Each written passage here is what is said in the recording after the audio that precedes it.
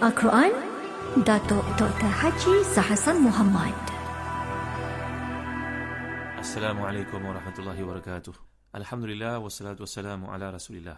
Innal hamdalillahi nahmaduhu wa nasta'inuhu wa nastahdihi wa nastaghfiruh wa natubu ilaihi wa natawakkalu alaihi wa na'udzu billahi min shururi anfusina wa sayyiati a'malina. May yahdihillahu fala mudilla lahu wa may yudlil fala hadiya lahu. Allahumma salli wa sallim wa barik ala Muhammad wa ala ali Muhammad kama sallaita wa sallamta wa barakta ala Ibrahim wa ala ali Ibrahim fil alamin innaka Hamidum Majid. Amma ba'd. Firman Allah SWT dalam ayat ke-20 surah Yasin, A'udzubillahi minasyaitonir rajim. Wa jaa'a min aqsal madinati rajulun yas'a qala ya qaumi ittabi'ul mursalin. Sadaqallahul azim. Dan datanglah dari hujung kota seorang lelaki Habib An-Najjar dengan bergegas-gegas. Dia berkata, hai kaumku, ikutilah utusan-utusan itu. Ini merupakan terjemahan dari tafsir Ibn Katsir, jilid ke-8 pada muka surat ke-14. Muslim-muslimat rahmati dan dikasihi sekalian, kita telah pun bincangkan pada kuliah lalu perbezaan yang ada di antara perkataan qaryah dengan Madinah. Kalau kita perhatikan ayat sebelum itu, bila Allah SWT menceritakan وَضْرِبْ لَهُمْ مَثَلًا أَصْحَابَ الْقَرْيَةِ إِذْ جَاءَهَا الْمُرْسَلُونَ. Dan kita telah lihat perbezaan antara qaryah dengan Madinah ini. Secara umumnya dia merujuk kepada perkara yang sama, cuma Madinah itu merujuk kepada masyarakat yang padanya ada kebaikan dan ada kecenderungan untuk melakukan kejahatan. Berbeza daripada qaryah ini biasanya merujuk kepada masyarakat yang memiliki tahap pemikiran dan kecenderungan yang sama. Demikian yang telah kita ulas dan saya telah terang kepada tuan-tuan memandukan kepada surah Al-Kahfi. Kalau kita perhatikan ayat ini ada beza daripada ayat, contohnya dari surah Al-Qasas ayat ke-20 bila Allah menceritakan wajaa rajulun min aqsal madinati yas'a. Di sini wajaa min aqsal madinati rajulun yas'a. Tapi dalam surah Al-Qasas wajaa rajul itu didahulukan. Perkataan rajul ini kalau kita perhatikan di sudut bahasa Arab seperti huraian oleh Al-Imam Al-Asfahani dalam kitabnya Al-Mufradat, ia merujuk kepada ar-rujuliyah, iaitulah kelakian. Dan ini dihurai panjang lebar oleh Imam Muntawalli Sya'rawi. Iaitu wasfur rajul, di sini Allah tidak menyebut kataan yang lain. Walaupun rajul itu biasanya merujuk kepada seorang lelaki. Tetapi yang dimaksudkan di sini iaitu satu sifat yang barizah, satu sifat yang unggul.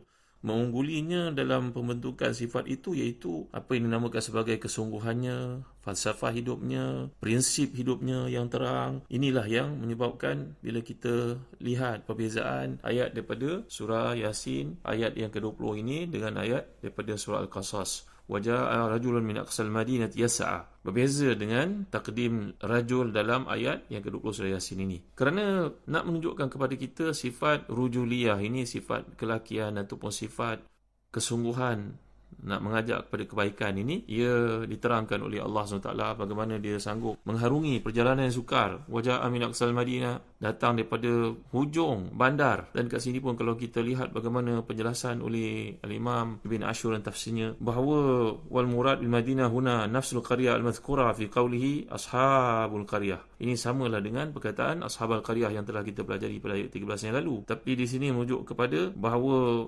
biasanya dari sudut kebiasaan, kalaulah kawasan Aqsal Madinah ini daripada hujung kota, ia merujuk kepada bukannya qalbul Madinah, iaitu wasat al-Madinah, central. Kenapa dalam ayat yang digunakan di sini merujuk kepada di hujung? Biasanya kata Imam Ibn Ashur, kalau kita mengkaji perkataan qalbul Madinah iaitu central Madinah ni, di tengah-tengah town ini, tengah-tengah bandar ini, dia merupakan maskan hukamiha wa ahbaril yahud wa huwa ab'ad anil insaf wa nazar fi sihhati ma yad'uhum ilahi rusul.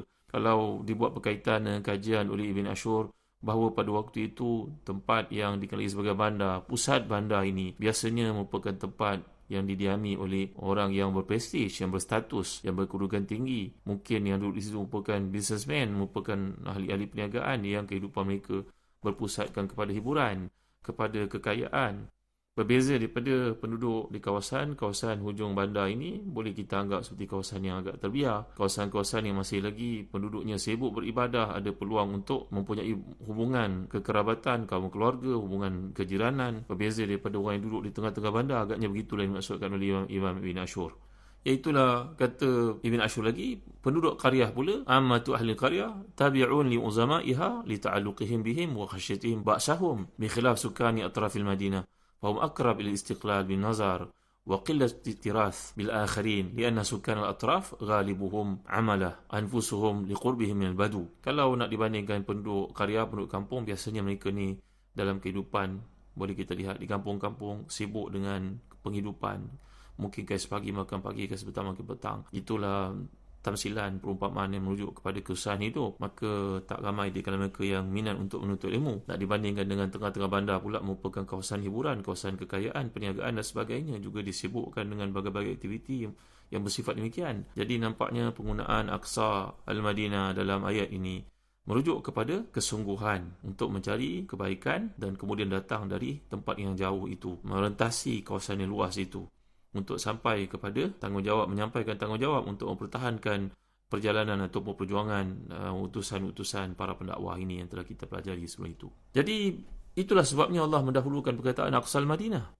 Berbeza daripada dalam surah Al-Qasas bila Allah mendahulukan rajul. Waja'a rajulun min Aqsal Madinah yas'a. Tapi dalam ini waja'a min Aqsal Madinati rajulu yas'a. Rajul itu dikemudiankan kerana sikap orang beriman adalah mengambil berat tentang perkara yang berlaku kelilingnya. Ini adalah satu tanggungjawab sebenarnya. Dr. Ratib Nabulsi menghuraikan panjang lebar tentang berkaitan perkara ini dengan kehidupan kita. Iaitulah mungkin dalam bentuk Aqsal Madinah ni, orang datang dari hujung bandar, kehidupannya dalam keadaan tertekan, mungkin duduk pun rumah setinggan saja, tak duduk rumah-rumah mewah macam orang di wasat Al-Madinah, di sentral, di pusat bandar itu.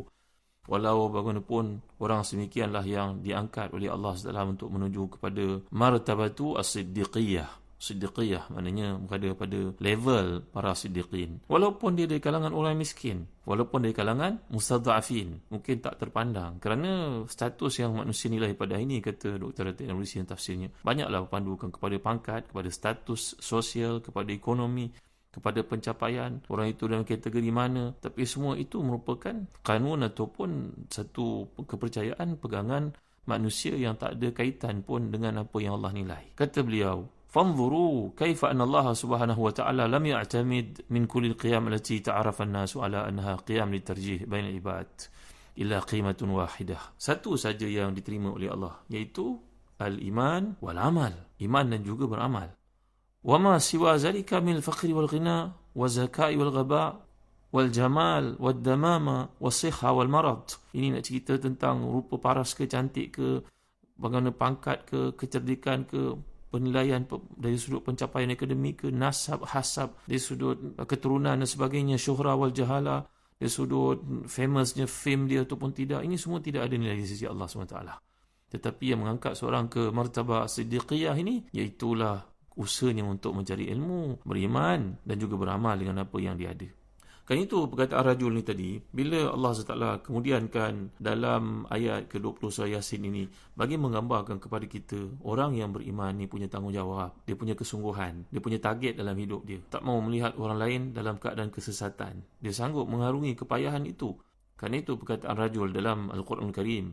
La ta'ani da'iman az-zakar. Dia bukan saja merujuk kepada gender lelaki. Bal ta'ni syai'an a'zam min dhalik. Dia merujuk kepada satu benda yang lebih besar daripada itu.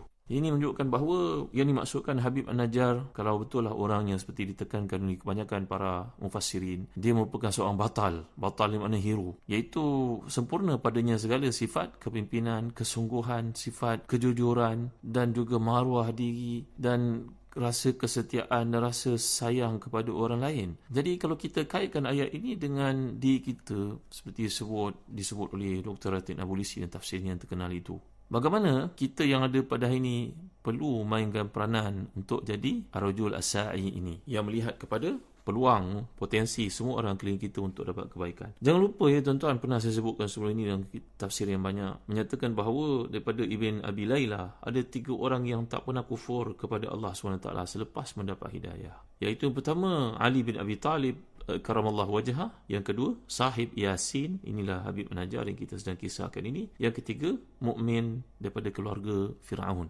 Ini kata para ulama tafsir, ini 3 orang yang tak pernah menolak keislaman dan akidah yang benar selepas sampai kepada mereka. Termasuk Habib An-Najjar yang sedang kita kisahkan ini. Bagaimana kita nak habibkan diri kita ya tuan-tuan? Bagaimana Habib ini melihat bahawa bila berlaku keadaan seperti itu, walaupun dia berada di tempat yang jauh, dia sanggup untuk datang bagi menyokong kerja para mursalin, para utusan ini, para duat ini, bagi memastikan bahawa penduduk tempatan itu tidak menolak mereka. Inilah dia tanggungjawab bagaimana seorang Muslim bersifat dengan sifat harakah, sa'i. Ini merupakan bukti keimanan dan hidayah kepada Allah Subhanahu Wa Taala.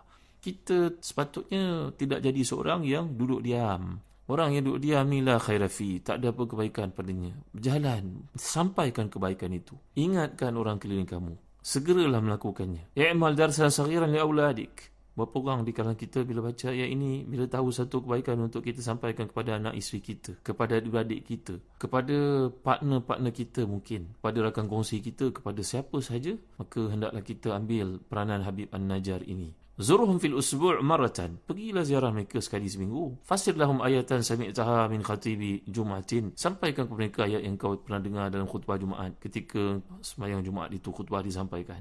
Maka inilah di antara peranan kita sebagai seorang Muslim pada hari ini dalam sosial media yang ada. Banyak peluang untuk melakukan kebaikan-kebaikan tersebut. Jadi sifat Habib An-Najjar ini, inilah dia orang yang beriman. Dia mesti aktif menyampaikan kebaikan. Bila mendengar seseorang yang kita lihat keliling kita, muslim-muslimat rahmati dan dikasihi sekalian, contohnya kisah Al-Hasan bin Ali radhiyallahu anhuma. Ini cucu Nabi sallallahu alaihi wasallam. Nabi pernah nyatakan, sifatkan sebagai ketua pemuda ahli syurga. Ketika Sayyidina Hasan melihat seorang budak hamba berkulit hitam duduk makan sekeping roti dan sekeping lagi diberi kepada anjing yang berdekatan dengannya. Lalu cucu Nabi yang nama Al-Hasan ini mendekatinya, bertanya kepadanya, apa yang kau buat itu? Jawapan orang muda itu, saya merasa malu untuk makan roti padahal anjing ini mati kan saya dari kelaparan. Allahu Akbar. Maka Nabi bertanya, siapa tuan kamu? Dia pergi cari tuan kepada kebun tersebut. Maka berjumpa Sayyidina Hasan ni bin Ali, keturunan Nabi ni, kaya orangnya.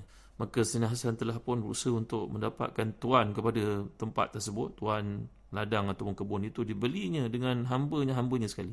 Sekejap lagi dia pun datang, selepas membeli, berjumpa dengan budak hitam yang bagi makan kepada anjing ini tadi, berkata kepadanya, wahai budak, engkau sekarang merdeka kerana Allah, dan aku hadiahkan kebun ini untukmu. Aku yang beli kebun ini, aku beli dengan engkau sekali, aku hadiahkan kebun ini untukmu. Allahu Akbar, Masya Allah. Tuan-tuan lihat, ini sifat orang beriman yang melihat apa saja peluang kelilingnya untuk disebarkan, untuk diberitahu kepada orang lain.